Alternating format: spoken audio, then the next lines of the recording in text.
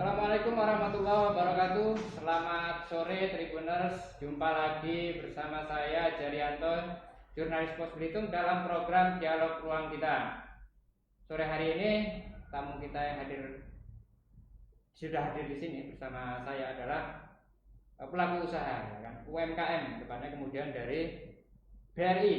Siapa dia? Kita langsung kenalan saja dengan beliau-beliau yang sudah hadir di ruang kita sore hari ini. Di sebelah kanan saya ini Bang Prastio Tanjung Putra ya. Iya, Rahmat Prasetyo saudara. Oh ya. Lengkapnya itu tadi. Iya. Mantri di BRI unit Pasar. Kemudian di ujung ada panggil kakak aja ya. Iya. Kak Tri Yuliati.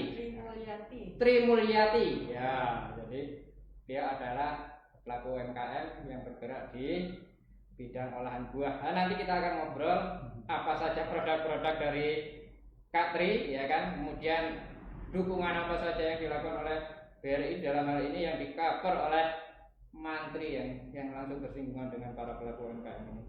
Oke, selamat datang Bang Tio panggilannya ya. Dan Kak Tri. Ya. Oke, ngobrolin masalah olahan buah, ya kan? Bentar, Bang Tio. Olahan, ya kan, banyak olahan, banyak yang kita produk yang mau kita jualan. UMKM di sini banyak. Mereka juga punya banyak produk, ya kan? Kemudian ada yang sudah punya gerai, ada yang nyewa gerai, ya kan? Gitu. Jadi seperti saat ini food street itu sudah menjamur. Ya kan? Nah, kalau Kak Tri sendiri ini olahan buah seperti apa sih yang dijual, yang dipasarkan selama ini? Ya, silakan. di asinan buah campur di situ ada mangga, nanas, kedondong. Ada selai juga ya? Ya, selai nanas, terus Oke. ada rujak serut atau biasa kalau orang Belitung nyebutnya rujak buyong. Rujak? Buyong. Buyung. Untuk 7 bulanan. Oh, ya, benar ada ya, pernah. Baru sekali saya makan itu. Ya, es buah. Es buah. Ada salad, sop buah. Oke. Jadi pokoknya serba buah, komplit ya, dari mulai salad, terus apa tadi, rujak, kemudian ada selai juga. Oke. Kenapa kemudian memilih produk ini yang ini kita mau tawarkan ke masyarakat bahwasanya saya mau ini adalah mungkin karena ngolahnya gampang, bahan bakunya gampang, atau alasan apa dulu ketika tercetus untuk membuat usaha olahan buah ini? Awalnya sih karena waktu kecil dulu kurang suka buah. Nah, jadi nggak suka buah ya? Nggak suka Betul buah. ya? Jadi dari ibu, apa caranya nak makan buah gitu. Oke. Jadi kalau lah diolah kayak gitu kan, nah ada ditaruh sirup baru makan. Dari situ sebenarnya.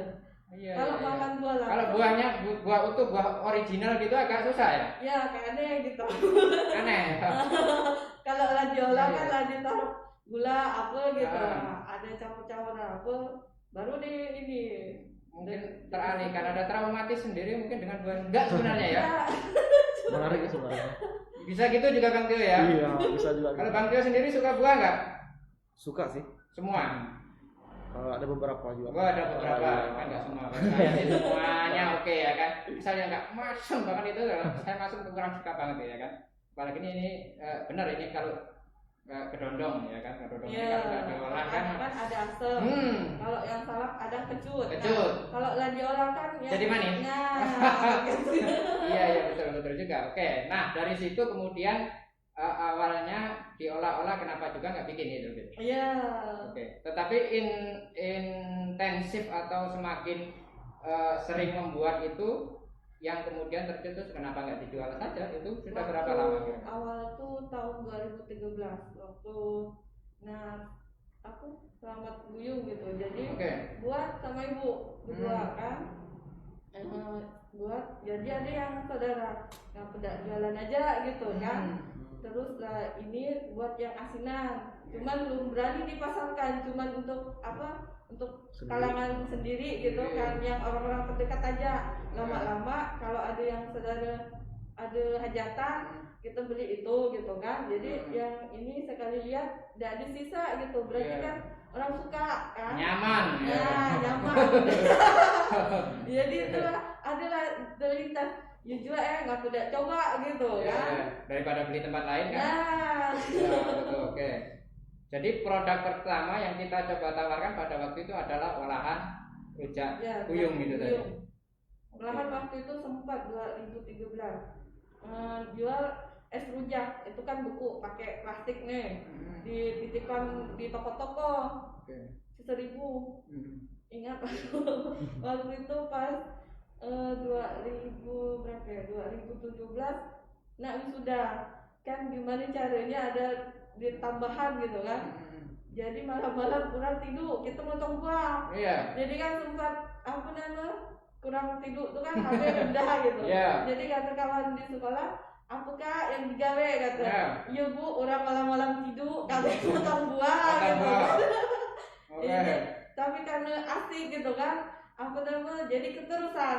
Ini kan orang pesan untuk ada hajatan, nah dia pesan per toples yang gede, yang 25 liter terus kalau yang selamat buyung dipesan, kadang dia pakai yang Tupperware gitu, atau yang lanak di cup-cup. Nah, kan karena orang sekarang nak simple, dari yang praktisnya aja ya gitu kan. Dia tidak yang marut-marut gitu apa gitu. Kalau ada yang lah ini kan. Siap. Oke, itu jadi ya. Kemudian kita ke Bang Tio dulu, Kak ya. Kalau Kak Tri. Jadi kalau kita melihat sekarang bagaimana para pelaku UKM ini sudah banyak. Iya kan? Dari sebagai pegawai BRI atau yang memang bersentuhan atau tugasnya memang ini adalah mencari bagaimana pelaku-pelaku usaha ini yang mau kita menjadi bina, menjadi mitra. Nah ini sejauh ini kalau kita melihat peluang yang saat ini, yang sebelum pandemi mungkin atau setelah pandemi ini makin tetap stabil saja untuk UMKM ini. Kira-kira gimana melihatnya? Itu bisa kita lihat Bang, dari keadaan usahanya juga sendiri itu Bang ya. Kalau sekarang kan mungkin yang lebih stabil itu ya usaha-usaha kayak kuliner. Oke. Beda sebelum kayak pandemi gitu kan. Mungkin ada usaha travel mungkin gitu, dan yang lain-lain juga gitu kan. Kalau kuliner ini ya mungkin ada juga dampaknya, cuma tapi nggak terlalu gitu kan. Maksudnya bisa survive lah gitu, bertahan lah gitu. Oke. Nah, kalau ini kan Bang Tio nih sebelumnya di Rendiang ya, gimana tadi? Di Simpang Pesak. Di Simpang Pesak, ya, Belitung Timur.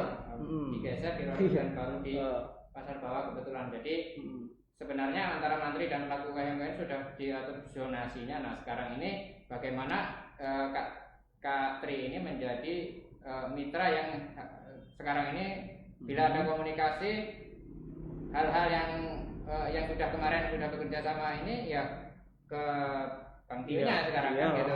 Benar. Oke. Nah, kalau kemudian sebagai BRI yang mau membangun mitra, ini biasanya apakah kita yang follow up ke lapangan atau memang mayoritas pelaku-pelaku usaha ini yang datang? Nah, kalau Kak Tri sendiri apakah ketika mau coba nih ada tawaran dari BRI atau memang mencoba mencari program-program apa sih BRI yang bisa bantu saya gitu? Dulunya bagaimana itu? Berkenalan dengan BRI kemudian dapat pinjaman. Nah, itu. Yang waktu pandemi itu kan ada yang kalau kita ada UMKM gitu. Terus ada yang surat dari camat. Surat keterangan usaha. Nah, waktu itu tuh pas hari terakhir penutupan yang air berbau itu. Jadi hari terakhir artinya itu gua sempat diambil lah berkasku dari Bu Pita. Cuman dalam hati kayak gini, aku kan cuma nak buat surat ini, kalaupun ada dapat bantuan alhamdulillah, berarti itu bonus kan. Tetap ini kan enggak ada ini. Karena waktu itu ada sama dengan dari dua yang ada UMKM ini, Terus dia yang ngecek pertama yang apa? Yang lihat data-data yang lolos penerimanya ini ya. Waktu itu ada memang waktu pertama ya. Waktu yang pertama. Yang tahap pertama. Tahap pertama dapatnya. Oke, itu bantuan. Ya. Kemudian yang kemudian mendapat pinjaman dari dari BRI itu. Setelah berapa bulan dari itu kan ditelepon lagi karena kita lah jadi nasabahnya kan. Ya. Nah, yang ada pinjaman tanpa anggunan. Anggunan. Ya. Tanpa anggunan. Nah, jadi itulah. Nah, ini kan lumayan itu untuk beli alat-alatnya kayak freezer gitu kan. Oke, jadi ketika ditawarin berkasnya sudah masuk nih, kira-kira mau nggak nih saya pinjamin gitu? Iya. Dari pihak BRI-nya. Dari pihak BRI. Oke. Terus tanpa anggunan ya gitu ya. Kan. Ya pikir kan. Jadi oke saja. Oke, karena dihitung-hitung. Ya bunganya ringan. Iya, bunganya ringan sekali. Oke, kalau kita bicara bunga ringan, ini Bang Tio. Iya. Bagaimana ini tadi kalau Kak ini sebelumnya belum di prospek ya kan, tapi ditawari. Iya. Nah, kalau sejauh ini pergerakan tim mantri ini sendiri untuk menawarkan program itu, apakah memang juga menunggu atau sifatnya juga mencari tadi? Oh, tentu saja kami mencari, Bang. Oke. Kami mencari, kami datang ke desa-desa, gitu kan. Kami temuin dulu kepala desanya, lurahnya, terus kami kumpulkan informasinya, gitu kan. Ada kelompok-kelompok apa saja di sana, kayak gitu. Terus kami buat sosialisasi kayak gitu. Iya. Dari meminta bantuan para desa ya. Iya benar, itu harus data-data mereka yang tahu kira-kira ini punya usaha apa, punya apa gitu ya. Harus menjalin hubungan baik gitu kan antara kami dengan aparat desa kayak gitu. Ya. Nah, sejauh ini ketika mereka kita bersosialisasi, kita menyampaikan program, banyak nggak sih yang datang kira-kira, maksudnya yang antusias, maksudnya ketika kita mau kasih tawaran ini awalnya mungkin apakah banyak atau nanti ketika periode berikutnya ada lagi, itu baru antusias mereka atau tanggapan masyarakat atau pelaku usaha itu lah. Iya Bang, jadi gini Bang, kalau antusias mereka itu Bang mungkin pada saat sekali dua kali ya gitu Bang ya, itu mungkin tidak terlalu banyak lah gitu Bang. Cuman pada saat misalnya ada keluarga mereka nih yang udah coba pinjam gitu dan prosesnya mudah, cepat gitu kan. Nah, yang lainnya itu Bang jadi ikutan juga kayak gitu. Jadi tetap ada anunya gitu apa? Prosesnya iya, merambat kayak gitu. Yang penting kita udah tampil aja dulu gitu Bang. Tampil dulu, kita sosialisasi ke mereka. Kita gitu. Turun ke lapangan untuk jemput bola juga gitu ya. Kita jemput bola juga. Kalau misalnya nunggu di kantor terus, wah bisa diambil dari saingan lain. Iya. Pergerakan juga harus cepat ya. Iya. Tapi ibaratnya kemarin white and see loh, maksudnya dia menunggu saja kalau ditelepon ya ayo gitu. Ternyata nggak ada niat ya sebelumnya kan untuk mengajukan berkas bagaimana kita mau dapat kur misalkan. Itu dulunya Kak Tri ada niat nggak? Wah kira-kira kur nih prospek juga nih kalau kita mau pinjam untuk tambah modal awalnya gitu, sebelum ketika itu pada waktu itu hanya untuk dapat bantuan kan awalnya. Iya, sempat saya mikir gitu kan, cuman ya pas yang ditawarin kayak gitu dia kan tanya-tanya ini gini gitu. Juga kayaknya kan nggak pernah dicoba gitu. Oke, jadi awalnya memang kenapa nggak dicoba dulu? Kalau mudah ya kenapa enggak kan gitu. Iya, kenapa karena ditawari kan gitu. Nah, artinya ibaratnya ikan ini datang sendiri. Ya kan? Nggak bisa lari lagi gitu, Bang Tio. Oke. Nah, mungkin dari tambahan permodalan dari pihak BRI itu, ya kan, Kak ini kemudian membeli peralatan, ya kan, untuk menambah atau kemudian apa yang di-upgrade dari produk yang sudah ada dahulu dengan adanya bantuan permodalan ini. Ya, misal yang dulu belum tercapai, aku bisa beli ini karena ini memang dibutuhkan banget untuk produk-produk ini karena ini produk makanan. Iya, makanan. Riskan. Butuh freezer. Terus sempat buat label kan? Oh iya, label ya. Label. Oke. Mereknya apa ini? Ziandra. Ziandra. Ini nama anak kayaknya. Ziandra Fruit, buah, ya kan? Terus apa ya? Aneka olahan buah. Oke. Ini sudah merek ini apakah sudah mulai didaftarkan untuk menjadi brand tersendiri ya? Kalau dari pelaku UMKM biasanya kita arahkan untuk brand ini didaftarkan gitu. Prosesnya didampingin nggak kira-kira kalau dari BRI untuk termasuk packaging atau pengemasan?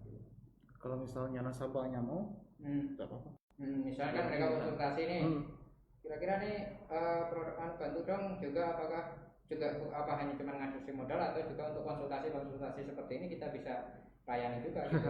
Iya. Bisa juga ya. Kalau tahu kan sama-sama tahu ya kenapa enggak bang? Iya. Artinya ketika kita punya mitra, punya relasi yang memang sudah ya kenapa enggak untuk saling aja gitu. Saling tukar informasi, saling belajar kayak gitu kan. Iya. Okay. Kemudian pembuatan awalnya berarti dulu belum ada merek dong?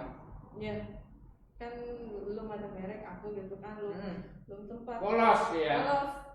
Terus kan kemasannya biasa aja gitu. Paling pakai apa yang klik standing food. Oh iya. Gitu. Sederhana ya. Sederhana. Jadi waktu itu ada di Plut untuk nge-merek. Plut. Oh ya yang di Pasar Impres lama. Nah, tuh. Dari situlah kan udah ada apa ya nama mereknya gitu. Jadi teringat nama anak gitu. Anaknya saja, anaknya banyak protes. Nama nggak dimasukin gitu. Oke. Kemudian masih ke Kak Tri, kalau dari segi range harga yang kita tawarkan ya kan, ini berapa sih sekap ini kalau boleh tahu? Kali Tribuners mau mencoba kan nanti kan bisa nanti. Tidak mahal, cuma 8.000 aja. Cuma 8.000. All semua item atau ada bagian-bagian tertentu yang lebih mahal? Yang nih, selain nanas. Baiklah ya, agak susah itu bikinnya. Ya, ini bukan kan agak susah juga bikinnya. Karena satu nanas yang ukuran sedang, nih dapatnya. Oh segitu cuma? Iya, yang karena diparut kan? Diparut kan dia ini, ya airnya kan susut. Oke. Jadi ini itu satu butir cuma dapat segitu. Mungkin kalau Tribuners lihat kan itu, nah bisa ditunjukin gitu. Iya, berarti segitu tuh kalau bikin sendiri nanas satu itu. Nah itu berapa harganya? Ini 15.000. Iya 15.000 ya kan. Itu karena memang susah bikin selain kan. Apalagi mau lebaran, ya kan? Ini tinggal bikin kalau bikin nastar ya. Ya bikin nastar inilah buat bolu-bulu andalannya, bolu-bulu juga ya. Ya, yang gitu. Oke, jadi banyak manfaatnya. Mau makan roti tawar, buka itu enak juga, gitu kan. Oke. Nah, kalau kita kemudian berbicara masalah produk yang ini punya timing atau jangka waktu yang memang harus habis ya, resikonya ini cukup tinggi juga kita bermain di olahan buah ini, apalagi untuk buah-buah fresh seperti ini. Nah ini kira-kira bagaimana menyiasatinya agar buah ini juga habis di hari itu? Mungkin kita sudah punya target bahwasannya produksi hari ini sesuai dengan list atau memang kita buat ya nanti baru kita pasarkan sesuai pesanan ya. Karena kan kalau buah ini dia kalau lama berubah dari segi bentuknya buahnya lah susut gitu kan gitu nggak fresh lagi kelihatannya pun dari ini. Jadi paling kalau di freezer paling jarang 3 hari. Karena kami nggak pakai pengawet.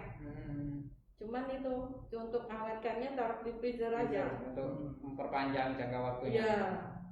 Nah itu jadi resiko itu tadi dari Kak Tri sendiri memang secara menyiasatinya adalah ketika ada pesanan baru nggak berani numpuk banyak nyetok ibaratnya kan. Iya. Jadi berani fresh paling misalnya orang kalau untuk ada acara misal 2 hari atau 3 hari sebelumnya karena udah pakai stok gitu. Iya. Jadi buahnya fresh. Oke. Jadi kalau yang mau pesan dalam jumlah banyak ya harus jauh-jauh hari karena memang nggak ada memang nggak nyetok banyak. Iya. Baik. Untuk antusiasme dari konsumen sendiri sejauh ini yang mungkin awal dari apalagi kalau di musim panas ya. Ini kan es buah, ya kan musim panas ini yang kita dicari-cari. Jeruk bunga rujak yang punya seger-seger. Iya, benar kalau kita identiknya musim panas. Tapi kadang musim hujan pun. Jadi nggak ngaruh juga itu musim. Iya. Waktu itu sampai 2 kali lah musim hujan. Hujan deras, tapi ada permintaan. Jadi diantar kan gitu. Nah, jadi hujan-hujanan ngantar yang dingin-dingin juga. Iya, double dinginnya jadi kan. Iya gitu. Kok hari hujan gitu. Yeah. Tapi makan ini berarti kan tergantung ini ya. Tergantung selera masing-masing. Kadang kan orang enggak lah ada beli karena hujan gitu kan, apa gitu. Padahal apa hujan gitu kan, dia tetap katalah hobi atau apalah gitu. Itu tadi ya mungkin karena hobi juga. Ya kan, bikin asinan atau lagi ngidam juga boleh ya kan? Bisa jadi memang kebanyakan yang ibu-ibu ambil. Gimana Tribuners ya kan, langsung ya kan asinan ya kan. Setelah ini nanti cari ini Kak Pri, ini mana dijualannya Kak Pri kan gitu kan. Oke, nanti dia kasih informasi di mana bisa mendapatkan produknya Kak Pri. Oke, kembali ke Bang Tio sekarang. Iya. Sejauh ini sebelum kalau karena baru di pasar bawah ya kan, ibaratnya belum juga saling berkenalan dengan mitra-mitra. Kalau di tempat lama kemarin itu ini kan berbeda daerah, itu masuk ibaratnya agak jauh dari jangkauan perkotaan. Ini di dalam area dalam kota. Kalau sejauh ini di pedesaan itu usaha-usaha dari UMKM ini mayoritas apa sih yang mereka bikin di sana? Di mana yang di sini? Di tempat lama dulu, di Simpang Region dulu. Nanti kita bisa comparekan dengan yang di pasar bawah. Kalau di daerah Simpang Pesak kemarin itu ada namanya Madu Trigona, Madu Trans. Oh ya, Madu Trans. Ya kami kebetulan udah pernah belum lama ini mengulas mengenai Madu Trigona itu. Iya, lebih ke produk-produk alam gitu kan kalau di sana tuh kan. Madu Trans terus kayak olahan-olahan buah gitu. Sama ada juga yang kayak ini ya. Ada juga. Mungkin yang paling banyak selai-selai gini kayaknya. Tapi lebih ke olahan atau dodol atau apa yang biasanya di daerah-daerah sana bikin kue khas sana atau jajak-jajak khas sana itu. Itu ya. Juga. Oke. Kemudian ke pasar bawah ini sudah apa yang sudah dilihat? UMKM apa saja yang sudah kita jajaki, yang lama maupun yang baru mau kita jajaki ini bergerak di bidang apa saja? Kalau selama 2 bulan ini UMKM yang dia jajaki itu ada keripik gitu Bang. Keripik? Oleh-oleh lah gitu. Terus kerajinan-kerajinan. Oh iya. Banyak kan di situ kan. Kebetulan saya megang Tanjung Pendam dengan Batu Hitam tuh. Di situ banyak kerajinan. Iya. Fokusnya ya. Olahan makanan juga banyak itu. Iya. Dari ikan tadi. Lebih ke itu sih kalau itu. Kemana ke lurus lagi terong segala macam. Oke, jadi lebih variatif ya, karena di area-area di sini sudah berjalan memang untuk olahan makanan non kerajinan itu yang jadi andalan untuk pasokan di toko oleh-oleh. Oke. Apalagi waktu sektor pariwisata masih jadi andalan kan selain itu. Sebelum pandemi lah. Sebelum pandemi ya. Oke. Kemudian apa yang program terbaru yang kita sampaikan selaku mantri ini di lapangan, itu program baru 2021 misalkan, atau menyambangi klien-klien lama yang mungkin sudah jatuh tempo atau kira-kira ditawarin lagi nih, perpanjang nggak nih gitu. Atau memang ketika mereka juga dalam tanda kutip usahanya sudah stabil, mereka kemudian off dulu nih, kayaknya cukup nih. Gimana itu semuanya kita lakukan. Itu dilakukan ya? Itu semuanya kita lakukan, dari nawarin lagi kan. Tapi tetap kita lihat usahanya gitu kan. Masih bagus atau enggak kayak gitu. Yang baru juga kita prospek lagi ke depannya. Oke. Karena kan nama juga itu kan harus fight gitu. Jadi tetap harus bergeraknya, tetap harus aktif juga ya. Harus aktif. Tidak boleh tenang saja gitu ya kan. Oke, karena masih banyak yang belum kita jaring tadi sebenarnya. Oke, atau mungkin karena masih menunggu atau mungkin pola pendekatannya memang harus tetap dikembangkan terus. Iya, di follow up terus gitu ya. Follow up terus. Baik, ke Kak Tri lagi. Nah, produk seperti ini paling enggak kita harus mungkin enggak cuma satu, maksudnya yang bermain hal yang sama olahan. Nah, tentu butuh bahan baku.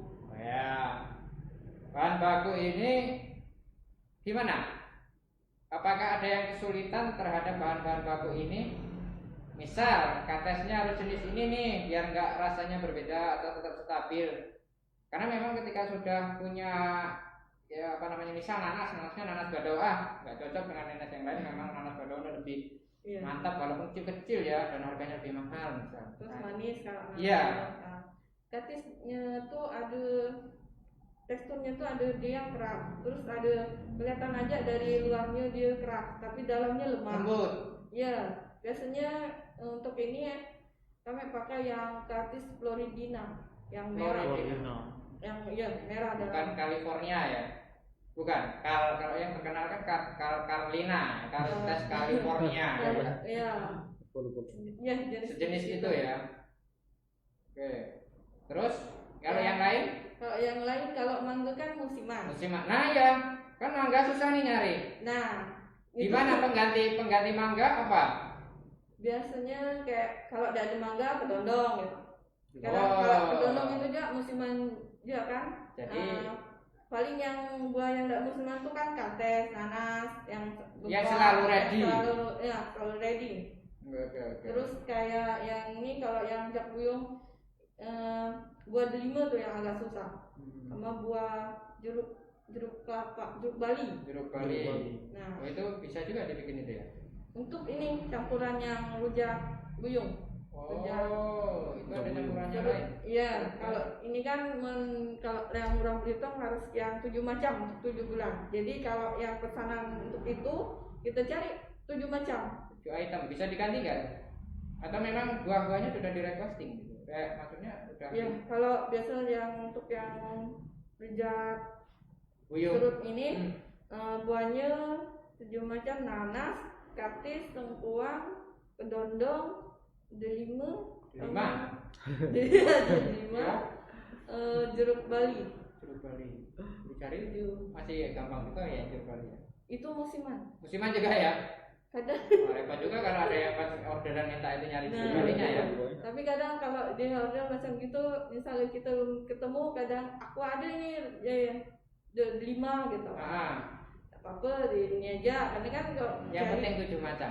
Nah, tapi kalau untuk jual biasa enggak cukup pun enggak masalah. Ya. Oke, yang penting ready barangnya. Oke, Tribuners, masih banyak perbincangan kita, masih kita mau kulik-kulik lagi hal-hal apa saja, bagaimana jatuh bangun membangun usaha, bagaimana dari mantri ini menyemangati ya, kan namanya usaha itu ada batang suruh dulunya. Seperti apa ceritanya dan kisahnya, jangan kemana-mana, kami akan kembali saat lagi, tetap di ruang kita.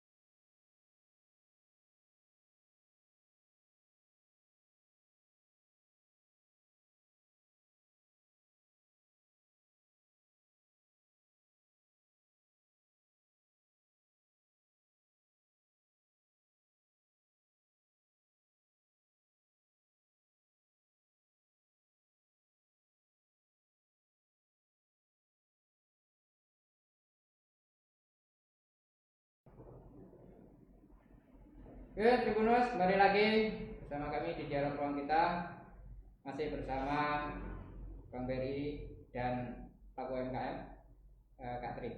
Oke, sebagaimana disampaikan tadi, bagaimana usaha ini tentu ada pasang surutnya, ya kan? Ada kendalanya, ya kan? Macam-macam namanya usaha. Ya, sedang lancar, sedang sedang sepi misalnya, ya, sepi namanya juga jualan. Nah, kalau dari Kak Tri sendiri, bagaimana tetap bisa konsisten di jalur pilihan di olahan buah ini? Apa sih ya kiatnya yang mau dilakukan gitu? Kan ini sudah jalan sekitar 3 tahun berarti ya Kak ya? 2012. Lebih malah dari 2012 ya? Ya dari 2019 tadi. 2012 benar. Cuman bertahun-tahun. Nah, 3 tahun ini baru ini ya gitu. Baru efektif masif yang benar-benar ditekunin dan diseriusin. Kalau itu kan enggak cuma iseng gitu aja kan. Oke. Dari awalnya iseng kemudian iseng kenapa enggak? Iya ternyata ya ini ternyata prospek juga gitu loh ya kan. Oke, karena memang pangsa pasarnya ya ada gitu kan. Dan peminatnya ketika sudah ada, ketika enggak beroperasi akan ditanyain lagi sama pelanggan. Ya. Iya. Kan gitu sudah ada, kemana nih enggak jualan lagi kan? Ya. Nah, bagaimana kita bisa stabil dalam 3 tahun ini yang efektif ya, ketika dengan banyaknya aneka olahan lain, produk-produk lain yang tentu saja kita saling berbagi ini sesuai dengan selera masyarakat. Nah, ini bagaimana untuk kita tetap stabil di jalur olahan buah ini gitu Kak? Yang penting kita harus kreatif. Kan waktu awal cuman buat yang rujak serut itu kan. Iya. Lama-lama terus tergantung permintaan konsumen.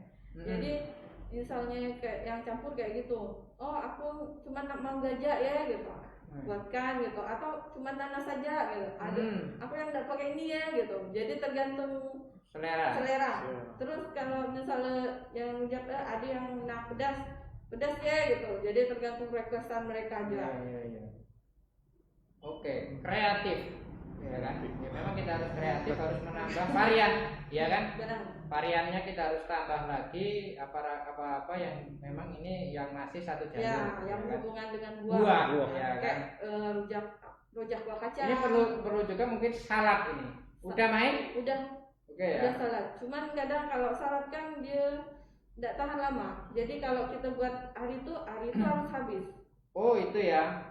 Berbeda dengan yang ini. Beda. Kalau ini kan kita dapat taruh besok gitu. Tapi sama ini emang udah selesai stok. Jadi kalau hari itu habis gitu.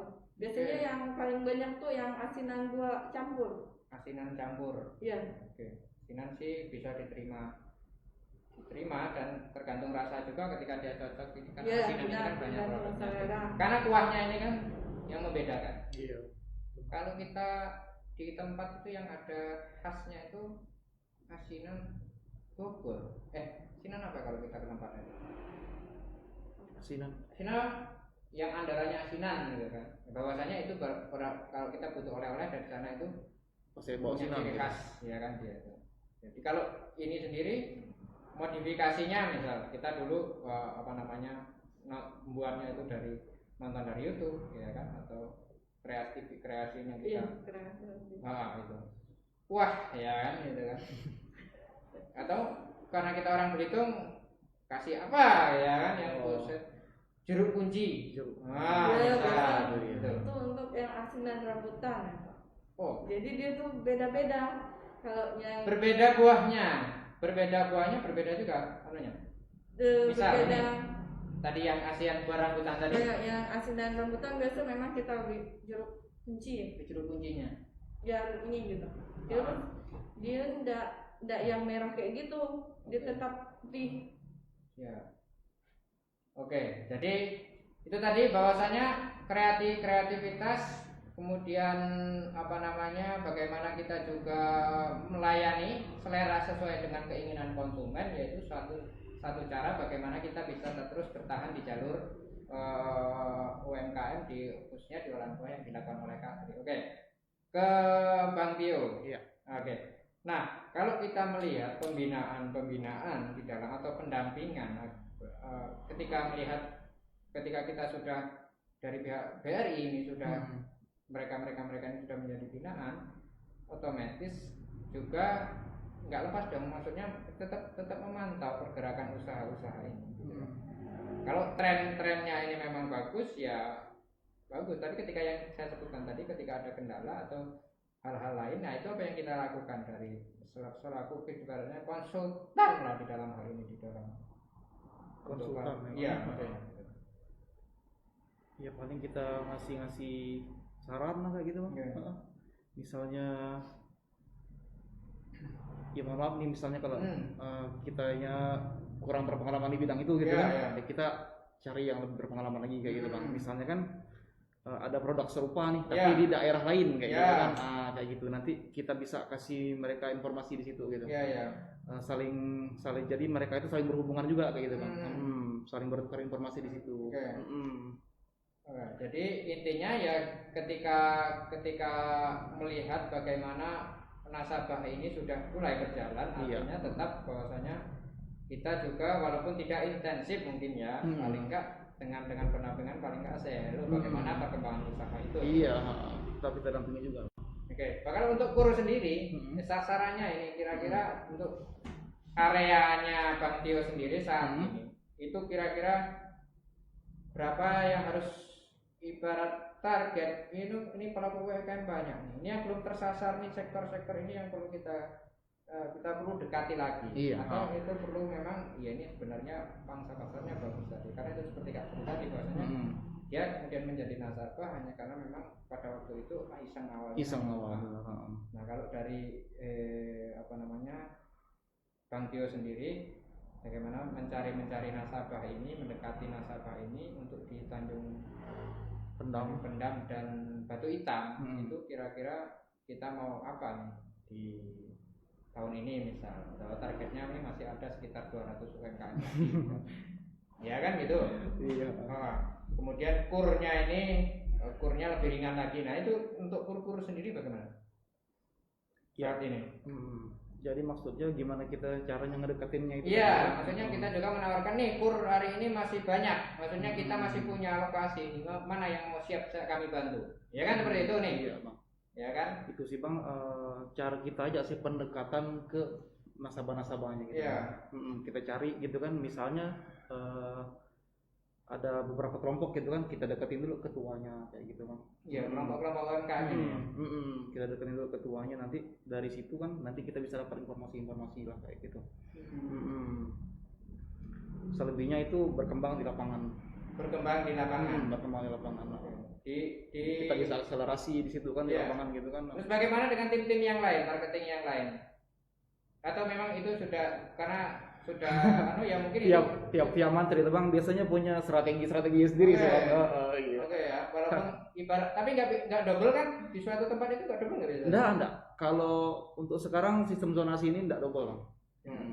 Tiap desa tuh udah ada yang, artinya ketika nih area pasar bawah pokoknya itu yang KTP-nya Tanjung Pendam dan Batu Hitam akan bertemu dengan Bang Tio. Iya. Walaupun ke kantor nanti ketemunya. Iya, walaupun gitu misalnya ke BRI Bangkalalang pasti ketemu saya juga gitu. Nanti diarahkan ke saya juga pasti. Jadi artinya juga di situ juga semakin mempermudah juga untuk dalam urusan administrasi dan lain sebagainya ketika ada yang tertarik benar. Jadi zonasi itu mempermudah dalam hal pelayanan, kemudian juga mempersingkat ibaratnya ketika kita juga bantu ke lapangan nih. Surveinya kapan? Ini kan banyak nih. Benar. Nggak datang nih, bener nggak ini? Iya nggak Bu? Kalau Kak Tri mungkin langsung, karena ditelepon. Gimana? Mau nggak? Ayo, langsung datang kan? Nggak nunggu lagi kan? Gimana mau nggak gitu kan? Iya, tapi berbeda hanya yang sudah punya berkas nih. Ya kan? Yang masuk berkasnya lama nih. Iya. Nggak di sini kayaknya, ya kan gitu.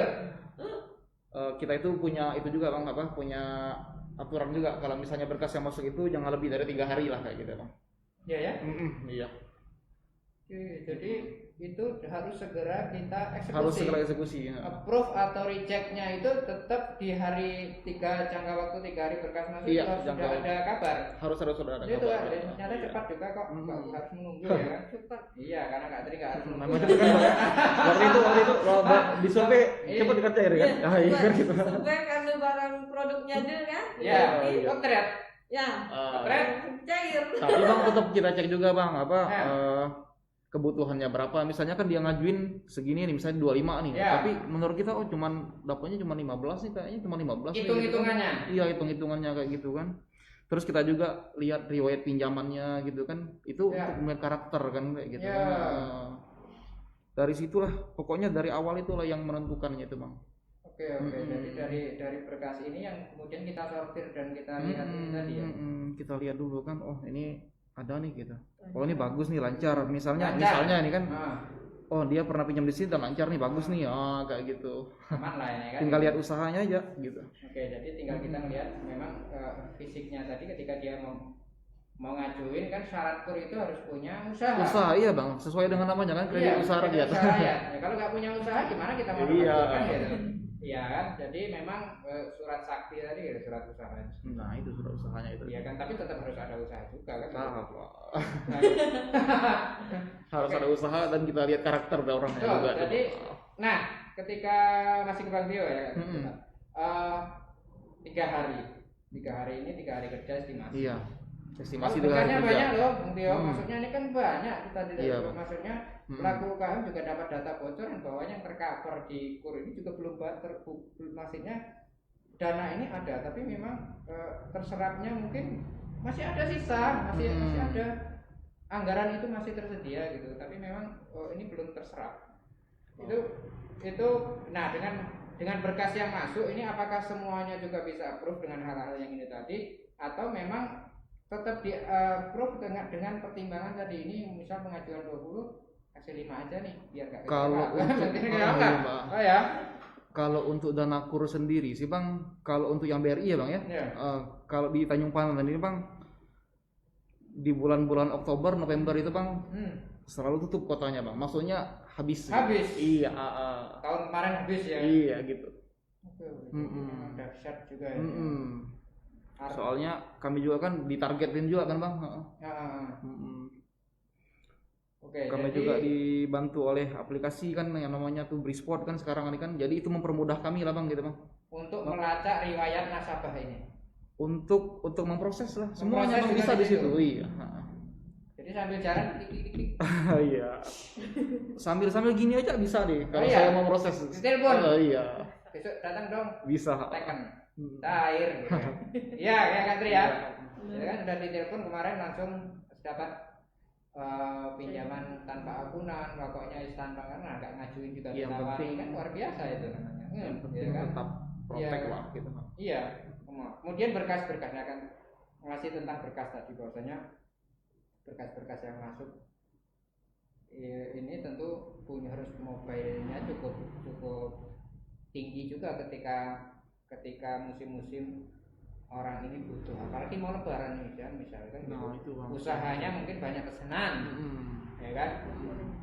Ini bagaimana di tren di Maret ini sejauh ini gimana Bang Tio untuk calon-calon nasabah baru yang sudah mulai PDKT ya kan?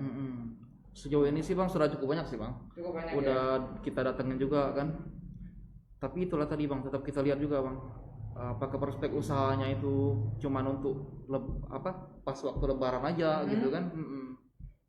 Apakah bisa untuk berkelanjutan kayak gitu? Artinya ketika memang mereka usahanya hanya di musiman mungkin bisa walaupun dia punya usaha tapi nggak ajak, maksudnya musiman gitu ada juga nggak ya? Maksudnya jajak lebaran saja. Iya. Ada ya? Ada. Oke. Jadi apabila dia dukung usaha lain juga kan? Iya. Toko-toko paling nggak dia punya toko di rumah gitu juga udah masuk bisa juga. Oke, ke Kak Tri, pola penjualan ya, tadi sebelum kami sempat ngobrol bahwasanya lapaknya gimana sih? Saya tanya lapaknya dulu gitu kan. Nah sekarang dong, kira-kira kalau yang tertarik atau pengen ini dari Syandra Fruits ini nyobain dong, itu kayaknya seger deh gitu kan. Nah ini mau didapatin di mana kira-kira ini? By ordernya ini atau ke rumahnya deh di mana gitu kan? Itu atau sudah punya titipan yang biasanya di sana sama ini juga. Itu gimana? Kalau yang nak order biasanya datang aja ke Pagar Alam. Pagar Alam, rumahnya di Pagar Alam berarti ya? Iya, di situ karena proses produksinya. Oh, oke. Terus atau lewat WA. Oke. WA. Ada di sini? Ada. Oh, ada, ya ada di sini ya kan. Oke, coba kita lihat. Kalau yang tertarik, abang tertarik kan gitu. Order aja. Iya, ada di sini ya kan. Gitu. 0819 276 2767 2259. Nah, itu tadi. Ya kan? 0819 2767 2259 ya kan. Ya kan? Nanti mirsa yang kelewatan nyatat nomor teleponnya ya tonton di siaran ulang di fanpage Pos Belitung. Itu tadi ya. Kak Tri jualannya secara daring atau online ya kan.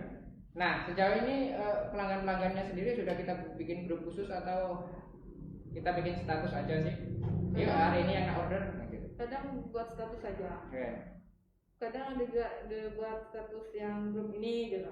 Tapi kan kadang orang kan lebih lihat ke status story WA. Nah, ini kan pesan ini gitu. Jadi cuman diberi batas waktu sampai jam gini nih gitu lah. Kalau yang itu kadang jarang buat yang lebih gitu.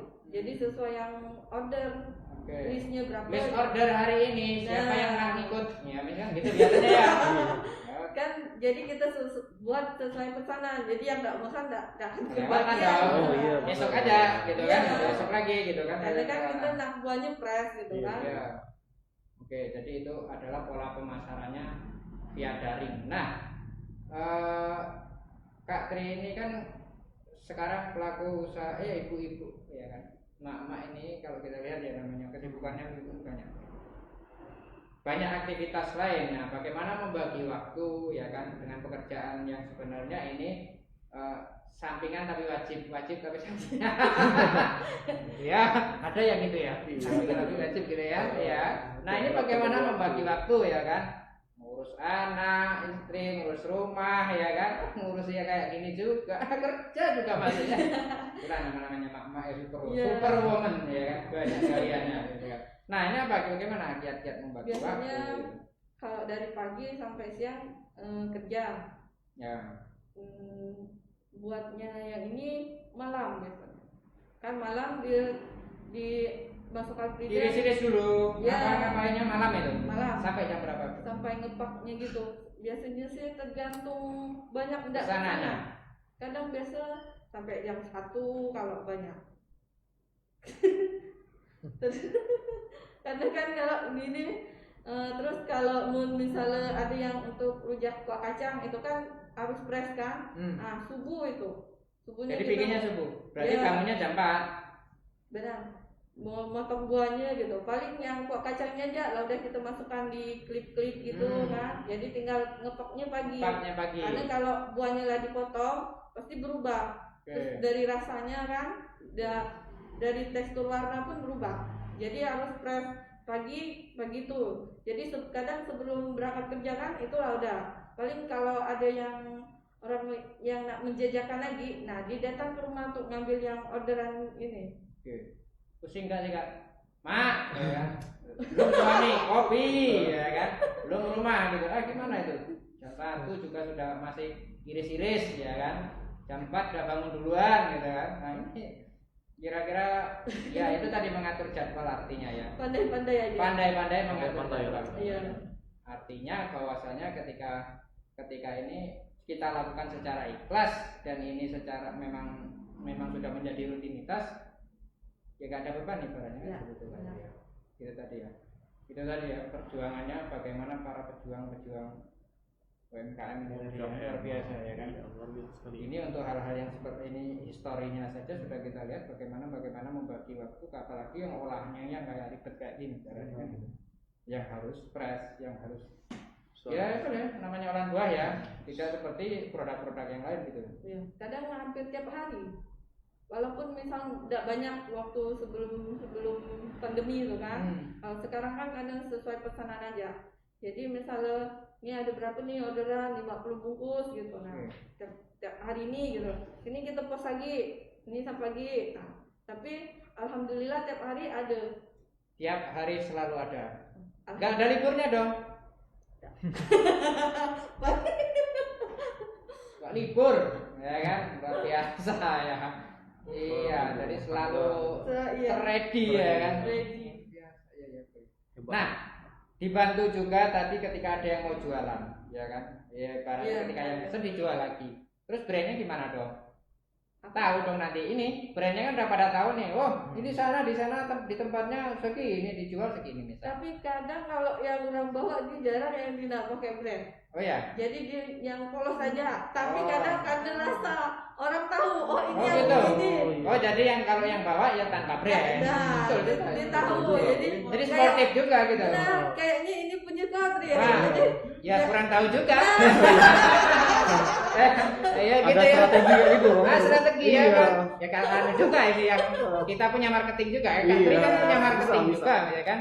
Ngambil ujung tuh tadi ya kan. Ya istilahnya ngambil ujung di dalam tapi kayak yang lah tahu gitu dia ini kayaknya ini gitu dari kemasannya bisa gitu, kan? Banyak loh kemasan di sana banyak ya kayak gitu ya ngeles tapi kan rasanya rasu ya tak pernah bohong ya aduh kayak benar itu Bang Tio ya iya benar itu produk di sana itu pasti sana ya kan gitu jajak yang khas itu sudah tahu itu punyanya itu ya kan sekali gigit aja gitu kan? Iya. Tahu ya, tahu gitu. Oke, tapi nggak ada persoalan sih namanya rezeki ya, kan? Namanya rezeki sudah diatur. Yang penting mau apa ya masing-masing dikasih jalan untuk bagaimana ini juga membantu yang lain juga mencari rupiah itu tadi ya. Usaha juga walaupun cuma ngambil doang kalau nggak bikin atau istilahnya sebagai produsennya kita jual juga ya membantu juga. Bagaimana kalau nggak ada marketing ini juga kan? Ibaratnya hanya kalangan tertentu saja. Ketika kita sudah punya jaringan berarti makin ada pelanggan-pelanggan baru yang memang belum terjangkau ya seperti itu. Oke, sekarang ke Bang Tio. Kur lagi tadi. Iya, kur lagi kita. Ya, kur bahasanya memang ini yang selalu kita sampaikan. Iya. Ya, keringanan, kemudian jangka waktu. Nah, kalau kita lihat tren-tren para nasabah kita ini ingin jangka waktunya apa yang mau cepat selesai atau memang relaksasi cukup panjang jangka waktunya. Kalau sejauh ini nasabah Bang Tio sendiri range-nya kira-kira mereka memang pengennya lama gitu kan ya atau memang pengennya cepat bayar tanggungannya ini cepat gitu. Iya. Nah itu pertimbangan jangka waktu itu mungkin ada masukan juga atau memang dari keinginan si nasabahnya sendiri? Tetap ada masukan dari kami juga. Iya ya. Kita lihat juga kan Bu, misalnya kan dia ada cek nih kan ada pinjaman di tempat lain misalnya kan ada misalnya ada kredit motor lah gitu. Betul. Bu, ibu kredit motor sekian gitu. Sementara ibu minjem sekian dengan angsuran segini. Apakah tidak sulit Bu kayak gitu kan? Nah, lebih baik jangka waktunya kita perpanjang Bu, yang penting ibu lancar tiap bulannya kayak gitu.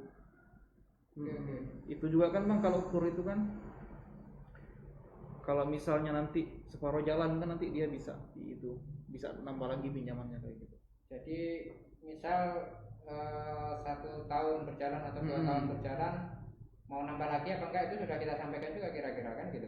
Iya bisa kita sampaikan. Mau dibantu lagi apa enggak alokasinya gitu kan. Dengan syarat 6 bulan terakhir lancar kayak gitu kan. Okay. Pokoknya setengah perjalanan aja gitu kan, setengah dari pinjamannya gitu. 6 bulan terakhir lancar, usahanya masih bagus, kenapa enggak ya? Tetap kita proses lagi Bang. Kita bantu lagi. Artinya gitu. Kita juga terus mendampingi tadi benar ya. Kemudian jangka waktu juga konsultasi itu penting. Iya, kita punya data kan, ini nasabah nih 5 bulan lagi selesai nih kita hubungi lagi. Nah, sejauh ini trennya ya. Kalau kita mau melihat sejauh ini yang pengen perpanjang atau pengen stop umumnya rata-rata perpanjang kayaknya ya. Perpanjang. Iyalah kan. Iya. Nanti kalau aku stop repot lagi dari awal lagi ya kan gitu. Iya kan? Sudah berpanjang kan.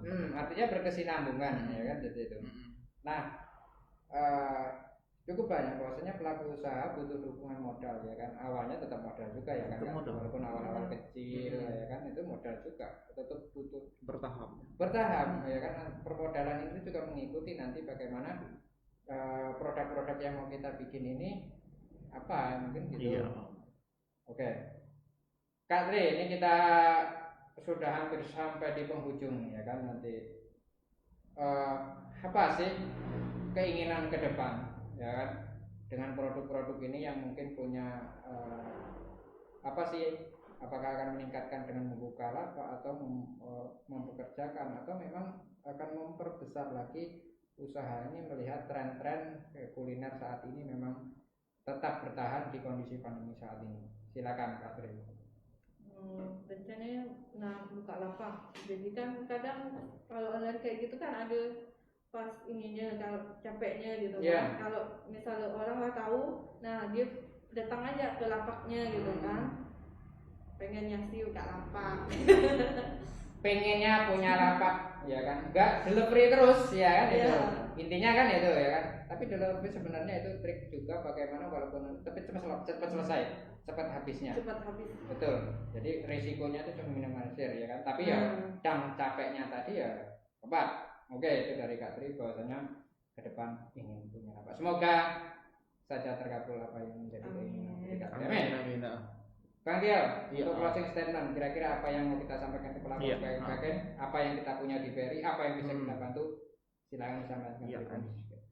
Ya, buat para pelaku usaha khususnya di Belitung lah. Intinya di musim Covid ini jangan pernah menyerah pokoknya.